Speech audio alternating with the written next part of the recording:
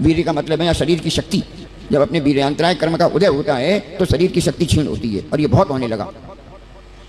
आप सब हमारी बचन प्रभा माता जी कह रही इतनी कुर्सियां पड़ गई, ये लगता है किसी चर्च का हॉल हो, मंदिर तो लगता ही नहीं। बहुत सही बात कही उन्होंने माता जी, बहुत हमें सुन के सही लगा। मैनपुरी में चर्च में गए, वहाँ ऐसी कुर्सियां बेंचें पड़ी रहती, समझ में बैठते। अभी हमने तो मंदिर में 10 साल से प्रचलन शुरू हो गया, 10-20 साल पहले कहीं इतनी कुर्सी नहीं पड़ती थी, कहीं सोफा सेट नहीं पड़ते थे। कोई पंडाल में कार्यक्रम हो तो पड़ जाए, और रोज के स्वाध्याय में इतनी कुर्सियाँ, इतने पंडाल, इसलिए पुण्य नहीं मिलता। वीर्यांतराय कर्म का बंद होता है। जो नीचे बैठ सकते हैं और फिर भी बैठ रहे हैं ऊपर, आचार्य कहते हैं निश्चित रूप से वीर्यांतराय कर्म का बंद होगा ही होगा। घर पे 50 मीटर पे बैंक थी, कैनरा बैंक में अकाउंट था, केवल 50 मीटर थी घर से, 4-5 दुकानें थी बस।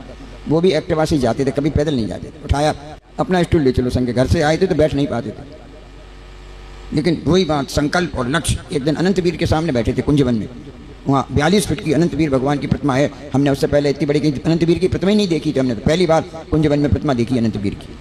एक दिन हम उनके सामने बैठे थे, जाप दे रहे थे बैठे बैठे, सुबह हम वहीं जाकर बैठते थे, ऐसे बैठे थे। एक दिन ये दिमाग में आया, अनंतवीर भगवान हैं, अगर अनंतवीर के सामने बैठ के भी अपने वीर्यांतराय कर्म की निर्जरा नहीं हुई तो दुनिया में कहीं निर्जरा नहीं हो सकती।